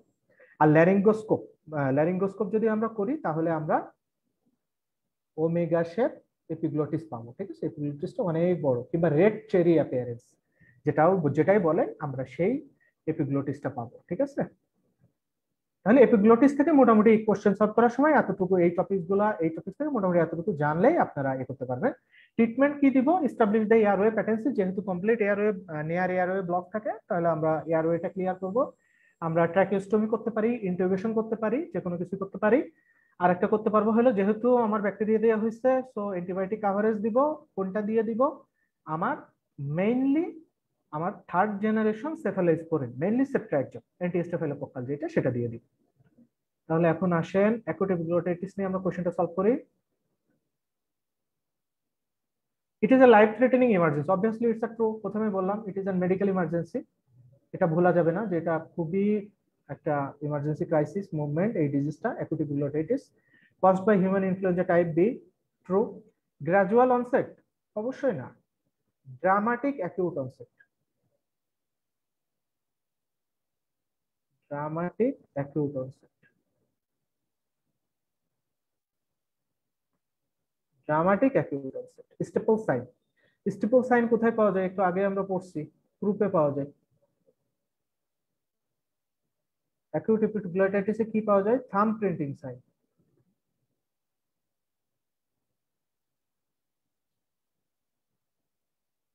Thumb printing sign পাওয়া যায়। Intubation may be required obviously, কারণ ইটস আ কমপ্লিট মানে নিয়ার কমপ্লিট অথবা কমপ্লিট এয়ারওয়ে অবস্ট্রাকশন যেহেতু থাকে, সেহেতু ইনটিউবেশন করে আমাদের এয়ারওয়ে প্যাটেন্সিটা লাগাইতে হয়। এয়ারওয়ে প্যাটেন্সির জন্য আমরা এটা করতে পারি, এয়ারওয়ে প্যাটেন্সির জন্য আমরা এটা করি। ঠিক আছে, তাহলে কোশ্চেন গুলো অনলি ট্রু ফলস আমরা সলভ করব না। হ্যাঁ, আমরা কোশ্চেন গুলো যখনই সলভ করব ডিটেলস টপিক সলভ করে ফেলবো, তাহলে আমাদের হয়ে যাবে। আচ্ছা, কার্ডিনাল ফিচার অফ অ্যাজমা, এটা paroxysmal respiratory distress, recurrent cough, chest tightness, crepitation, high grade fever. আমরা অ্যাজমা নিয়ে একটু কথাবার্তা বলি। অ্যাজমা বিশাল বড় টপিক। হ্যাঁ, এটা এত অল্পতে ডিসকাস করে শেষ করে দিলে হবে না, আপনারা যখন অ্যাজমা পড়বেন তখন পড়বেন। অ্যাজমা অনেক বড় topic. Asthma is a chronic inflammatory disorder due to hyperresponsiveness of the airway. তাহলে দেখেন যে কোনো একটা ভেরিয়েবল স্টিমুলাইয়ের জন্য আমার স্মল টু মডারেট সাইজ এয়ারওয়েতে যদি আমাদের ইউসিনোফিলিক ও নিউট্রোফিলিক ইনফ্লামেশন হয়, তাহলে আমাদের বিভিন্ন স্টিমুলাইয়ের কারণে এই এয়ারওয়ে গুলো ন্যারো হয়ে থাকে এবং রেজিস্ট্যান্সই বেড়ে যায়। আমরা সবাই জানি মডারেট সাইজ এয়ারওয়েতে সবচেয়ে বেশি এয়ারওয়ে রেজিস্ট্যান্স থাকে, এয়ারওয়ে রেজিস্ট্যান্স থাকে। যখন আমরা ফিজিওলজি রেসপিরেটরি সিস্টেম পড়বেন তখন এটা একটু ডিটেলসে পড়ে নেবেন যে এয়ারওয়ে রেজিস্ট্যান্স সবচেয়ে বেশি থাকে মডারেট সাইজ এয়ারওয়েতে। তো একই সাথে সাথে এইখানে তো এক হলো রেজিস্ট্যান্স সবচেয়ে বেশি, আর এক হলো আমি সেখানে স্টিমুলেশন দিচ্ছি। স্টিমুলেশন দিয়ে যে ব্রোঙ্কিয়াল স্মুথ মাসেল গুলো আছে সেগুলো সিভিয়ারলি কন্ট্রাক্ট করে, যার ফলে দেখা যায় এয়ারওয়ে আরো বেশি ন্যারো হয়ে যায়। যার ফলে কি কি হয়? রিকারেন্ট এয়ার ফ্লো অবস্ট্রাকশন হয়, বাচ্চার ব্রেথলেসনেস থাকে, চেস্ট টাইটনেস থাকে, একই সাথে সাথে কাফিং থাকে, যেহেতু ওখানে কাফ রিসেপ্টর থাকে। কাফিং হয় due to cough receptor present over there, তার জন্য হয়। আর complete and partially reversible with bronchodilator spontaneously resolving. আমরা সালবিউটামল যেটা আছে, মেইনলি সালবিউটামল, ইপ্রাটোপিয়াম ব্রোমাইড, আরো অনেক কিছু দিয়ে থাকি। সালবিউটামল যদি আমরা দিই, সালবিউটামলের যে রিসেপ্টর আছে সেই রিসেপ্টর এখানে বাইন্ড করে এই এয়ারওয়েকে রিল্যাক্স করে দেয়। ঠিক আছে, এই হাইপার রেসপন্সিভনেস অ্যাজমা দুই টাইপের, একটা হলো অ্যাকিউট অ্যাজমা আর একটা হলো chronic asthma. Acute and chronic, এখানে একটু লিখে রাখেন আপনারা। এই যে হাইপার রেসপন্সিভনেস যেটাকে বলা হয়ে থাকে অনেক সময় অ্যানাফাইলেক্সিস অর হাইপার সেন্সিটিভিটি বলা হয়। ঠিক আছে, তো অ্যাকিউট অ্যাজমাতে টাইপ 1 হাইপার সেন্সিটিভিটি হয়, আর ক্রনিক অ্যাজমাতে টাইপ 4 হাইপার সেন্সিটিভিটি হয়। এখান থেকে কোশ্চেন আসছে, এই জন্য এই দুইটা জিনিস আমি একটু লিখে রাখতে বললাম আপনাদের। টাইপ 1 টাইপ 4 যখন আপনারা অ্যাজমার প্যাথোজেনেসিসটা ডিটেলসে পড়বেন তখন এটা পাবেন। ঠিক আছে, এটা নিয়ে অ্যাজমা যখন ক্লাস হবে ইনশাআল্লাহ তখন পড়া হবে। এখন মোটামুটি এতটুকু। আচ্ছা, তাহলে আমরা চলে যাই। অ্যাজমা তাহলে কার্ডিনাল ফিচারের ভিতরে প্রথম তিনটা আমরা পাবো। Crepitation is not a cardinal feature. Cardinal ফিচারের ভিতরে আমরা প্যারাক্সিজমাল রেসপিরেটরি ডিস্ট্রেস পাবো, রিকারেন্ট কাফ পাবো, চেস্ট টাইটনেস পাবো, এইগুলো আমাদের অ্যাজমার কার্ডিনাল ফিচার। এই তিনটা অ্যাজমার cardinal feature. High grade fever এই দুইটা থাকে না, হাই গ্রেড ফিভার থাকে না, লো গ্রেড ফিভার থাকে। আরটিআই থাকে, তো রেসপিরেটরি ট্র্যাক্ট ইনফেকশন থাকে, এখানে লো গ্রেড ফিভার থাকে, লো গ্রেড ফিভার থাকে। আর এই তিনটা ট্রু। আচ্ছা, আসেন আজকে আমাদের লাস্ট টপিকস যেটা ল্যারিঙ্গোম্যালাসিয়া, লাস্ট টপিকস। আচ্ছা, ল্যারিঙ্গোম্যালাসিয়া নিয়ে আমরা তাহলে আগে একটু কথাবার্তা বলে নিই, এরপরে আমরা শুরু করব। ল্যারিঙ্গোম্যালাসিয়া নিয়ে কয়েকটা কথা বলি। ল্যারিঙ্গোম্যালাসিয়া মানে কি? ল্যারিঙ্গোম্যালাসিয়া ল্যারিংস, ল্যারিঙ্গো মানে ল্যারিংস, আর ম্যালাসিয়া মানে softening of the tissue, softening of tissue. এই ল্যারিংস এর টিস্যুগুলো যখন সফটেনিং হয়ে যায় অথবা সফট হয়ে যায় তখন সেটাকে আমরা বলি ল্যারিঙ্গোম্যালাসিয়া।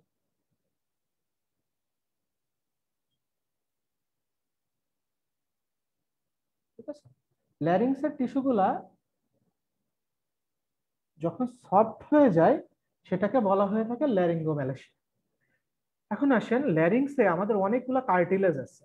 আমরা অ্যানাটমি যখন পড়ি তখন আমরা পড়ি, তার ভিতরে একটা কার্টিলেজ হলো এরি এপিগ্লোটিক ফোল্ড, যেটা আছে এরি এপিগ্লোটিক কার্টিলেজ। এরি এপিগ্লোটিক, এই এরি এপিগ্লোটিক কার্টিলেজটা কি করে, আমাদের যে এপিগ্লোটিস আছে, এপিগ্লোটিসের সাথে ভোকাল কর্ডের কানেকশনটা মেনটেন করে এবং আমাদের যে টোটাল যে ল্যারিংসের যে স্ট্রাকচারটা সেটাকে স্ট্রেথেনিং করে। হ্যাঁ, কারণ কি, আমরা যখন ইন্সপাইরেশন নিই তখন এই এয়ার প্যাসেজ গুলা আমাদের নেগেটিভ সাকশন প্রেসারের ফলে একটা অনেক বেশি চাপ পড়ে, যার ফলে এই ইন্সপাইরেশনের সময় একটা টেন্ডেন্সি ডেভেলপ করে, দেখা যায় যে বাচ্চার এয়ারওয়েটা ব্লক হয়ে যায় কিংবা এয়ারওয়েটা ন্যারো হয়ে যায় কিংবা এয়ারওয়েটা কোলাপস হয়ে যায়। তো এই এরিয়াপিগ্লোটিক ফোল্ড, এরিয়াপিগ্লোটিক কার্টিলেজ কিংবা ল্যারিংসের আদার্স যে কার্টিলেজ গুলো আছে সেই কার্টিলেজ গুলা রেসপিরেটরি প্যাসেজের প্যাটেন্সিটা মেনটেন করে।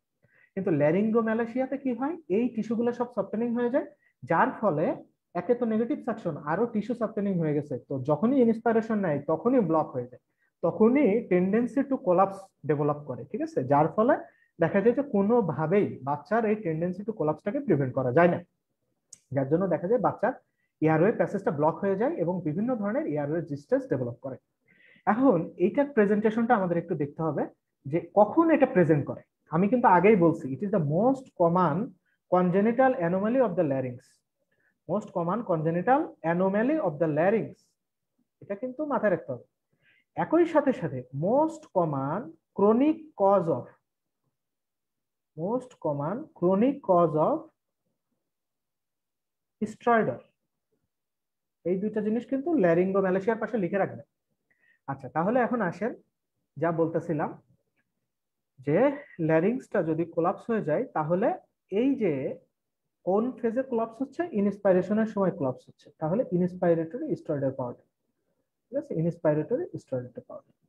এটা কোন বয়সে হয়ে থাকে, মেইনলি 3 মান্থের পরে। হ্যাঁ, 3 মান্থের পরে, 3 মান্থের পরে বাচ্চার মা বুঝতে পারে, বাচ্চার মা বুঝতে পারে। পিক এজ হলো 6 মান্থ, পিক এজ হলো 6 মান্থ। ঠিক আছে, কিন্তু বাচ্চার প্রেজেন্টেশনটা থাকে অন বার্থ, মানে বাচ্চার জন্ম থেকেই ঘড় ঘড় শব্দ করে। এই জিনিসটা কিন্তু বাচ্চার মা দেখবেন ক্লিনিক্যালি ওয়ার্ডে এসে কমপ্লেন করে যে আমার বাচ্চা জন্ম থেকে ঘড় ঘড় করে, ঘড় ঘড়ি সারে নাই। তো সেটাই কিন্তু এই ল্যারিঙ্গোম্যালাসিয়া। এবং এটা কখন সেরে যাবে, যখন আপনার এই কার্টিলেজ গুলা শক্তি ফিরে পাবে, ডেভেলপমেন্টালটা ফিল আপ হবে, আপনার কার্টিলেজ গুলা রেসপিরেটরি প্যাসেজ স্ট্রেথেনিং হবে, তখন বাচ্চা এমনিতেই তার এই ঘড়ঘড়ি কিংবা স্ট্রয়েডার যেটা সেটা চলে যাবে। সেটা কত সময় লাগে, 18 থেকে 24, কোন কোন বইতে লেখা আছে 12 থেকে 18 মাস, 18 থেকে 24 মাস। তো আপনারা এটা একটু মার্ক করে রাখবেন। এই বয়সে যদি না হয়, ধরেন এই বয়সে মানে আপনার 24 মাস পার হয়ে যাওয়ার পর বাচ্চার হচ্ছে না, বাচ্চার বিভিন্ন কন্ডিশনের সময় বাচ্চার বিভিন্ন সিমটম ডেভেলপ করছে, যেমন বাচ্চার ফিডিং ডিফিকাল্টি ডেভেলপ করে, বাচ্চা যখন ক্রাইং করবে তখন বাচ্চার রেসপিরেটরি ডিস্ট্রেস বেড়ে যাবে এবং বাচ্চার এপনিয়া ডেভেলপ করবে। তো এই কন্ডিশন গুলা যখন ডেভেলপ করতে থাকবে, এই কন্ডিশন গুলা যখন ডেভেলপ করতে থাকবে তখন বাচ্চার মা আপনার কাছে কমপ্লেন নিয়ে আসবে। তখন দেখলেন 24 মাস পার হয়ে গেছে তাও হচ্ছে না, তখন আপনাকে সার্জারি, ট্রিটমেন্ট অপশন হলো সার্জারি, তখন আপনি সার্জারি করবেন বাচ্চা, সার্জারি করবেন। দুইটা সার্জারি করা যায়, একটা হলো tracheostomy, tracheostomy to relieve the respiratory distress, to relieve respiratory distress. আর একটা হলো সুপ্রা গ্লোটোপ্লাস্টি,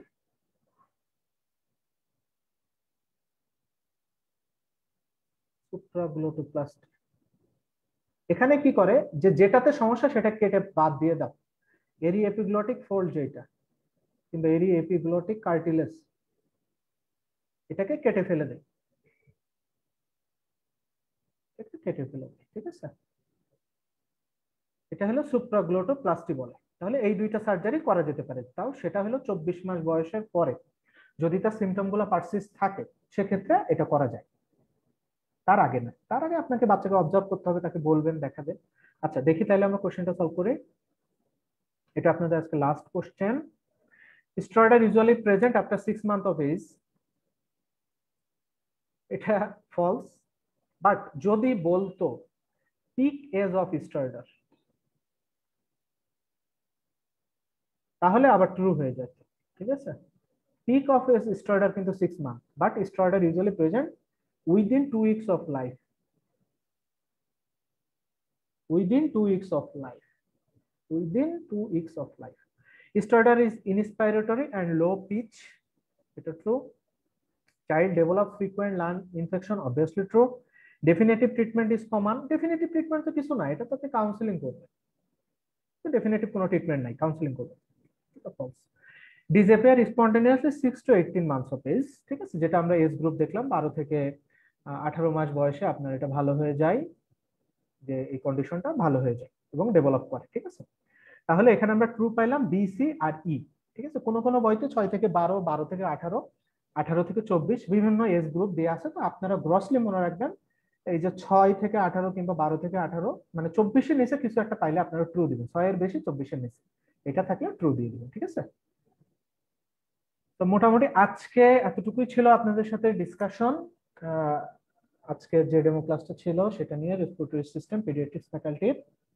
আশা করি আপনারা কোশ্চেন সলভ করার যে প্যাটার্ন কিংবা যে এটা সেটা আপনাদের একটু আমরা যেটা হয়েছে যে আমি একটু ডিসকাস করার ট্রাই করছি, আপনারা আশা করি সেটা আপনারা ধরতে পারছেন এবং এটা আপনাদের জন্য হেল্পফুল হবে। অবভিয়াসলি আশা করি অবভিয়াসলি হেল্পফুল হবে,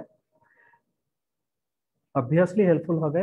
থ্যাংক ইউ আপু, ওয়েলকাম আপু, অবভিয়াসলি হেল্পফুল হবে। এখন কয়েকটা কথা আমরা বলি যে কোশ্চেন সলভিং নিয়ে আপনারা যেটা করবেন সেটা হইলো যে নট অনলি ট্রু ফলস, একটা প্রশ্ন পাইলেন আপনি সেটা ট্রু ফলস মুখস্থ করলেন যে A true, B false, C true, D false. তাহলে এটা করলে হবে যেটা যে আপনার ওই কোশ্চেনটা সম্পর্কে আপনার ধারণা থাকবে না, ওই কোশ্চেনটা সম্পর্কে আপনার একটা পুরো কনসেপ্ট ডেভেলপ করবেন। আপনারা লাস্ট দুইটা রেসিডেন্সি কোশ্চেন যদি দেখে থাকেন তাহলে কোশ্চেন গুলো দেখবেন যে কতটা বেসিক, মানে বেসিক থেকে আপনার কোশ্চেন আসছে। আপনি যেটাই পড়েন সেটার কনসেপ্ট লাগবে, আপনি যেটাই পড়েন সেটার ক্লিয়ারলি একটা ধারণা আপনাকে নিতে হবে, না হলে আপনি অ্যান্সার করে আসতে পারবেন না কনফিডেন্টলি, এটা একটা সমস্যা। তো রেসিডেন্সি সিনাপসের যে আপকামিং যে প্রোগ্রামগুলো আছে, একটা তো লং ব্যাচের প্রোগ্রাম চলছে, একই সাথে সাথে আরো যে ব্যাচগুলো আছে, যে আপনার একটা হলো exam batch with extensive solve class, যেটা আমাদের 28 তারিখ থেকে শুরু হচ্ছে। আমাদের 28 তারিখে সর্বপ্রথম মনে হয় এন্ডোক্রাইন ফিজিওলজি দিয়ে শুরু হবে 28 তারিখ থেকে। তো এই ব্যাচগুলাতে যারা আমরা যে ক্লাসগুলা সলভ ক্লাসগুলা করা হবে, সেই ক্লাসগুলাতে আমাদের এই স্ট্রাকচারগুলো আপনাদের মেনটেন করা হবে। সেটা হলো যে আপনারা টোটালি টপিকস ধরে, একটা কোশ্চেনের টপিকস ধরে সেই কোশ্চেনের টপিকসটা ডিটেলস পড়ে সেটা একটা এক্সটেন্সিভ ওয়েতে সলভ করা হবে, এটা একটা। আর আপকামিং রেসিডেন্সি এক্সাম ব্যাচ যেটা, সেটার কথা বললাম। আর ইন্টেনসিভ কেয়ার লং ব্যাচ যেটা হলো রেগুলার ক্লাস 30 তারিখ থেকে শুরু হচ্ছে, আর আরেকটা ব্যাচ শুরু হচ্ছে যে residency last 10 years question solve batch. এই ব্যাচটা কিন্তু ওই যে বললাম যে নট অনলি রেসিডেন্সির কোশ্চেন সলভ, কারণ রেসিডেন্সিতে অনেক বেশি পুরাতন কোশ্চেন আসে, দেখা যায় যে পুরাতন কোশ্চেন রিপিট হয় কিংবা একটু স্টেম চেঞ্জ করে অপশন চেঞ্জ করে নতুন কোশ্চেন হিসেবে দেয়। তো এই ব্যাচগুলোতে যেটা এই যে residency last 10 years question solve batch, যেটা 1 তারিখ থেকে শুরু হচ্ছে সামনের মাসের মে মাসের 1 তারিখ থেকে। তো প্রত্যেকটা ব্যাচে কিন্তু আপনার শুধু কোশ্চেন সলভ করানো হয় না, প্রত্যেকটা কোশ্চেনকে এক্সটেন্সিভ ওয়েতে সলভ করানো হয়, যেন আপনারা প্রত্যেকটা টপিক সম্পর্কে একটা ক্লিয়ার কনসেপ্ট নিতে পারেন, প্রত্যেকটা কোশ্চেন সম্পর্কে আপনারা একটা ধারণা নিতে পারেন, ঠিক আছে। তো এইগুলা আপনাদের যে আপকামিং আমাদের 3টা ব্যাচ আছে, residency exam batch with extensive solve class, আর হলো ইন্টেনসিভ কেয়ার লং ব্যাচ রেসিডেন্সির, আর একটা হলো যে last 10 years question solve batch. তো আপনারা যারা এখনো যুক্ত হন নাই তারা এই প্রোগ্রামগুলোর সাথে যুক্ত হতে পারেন ডেফিনেটলি। ডেফিনেটলি আপনারা উপকৃত হবেন, এটা আমাদের বিশ্বাস। এবং পুরাতন যারা এখানে পড়ছে তারা উপকৃত হয়েছে, আশা করি আপনারা উপকৃত হবেন। আচ্ছা ঠিক আছে, মোটামুটি তাহলে সামাদ ভাই, হ্যালো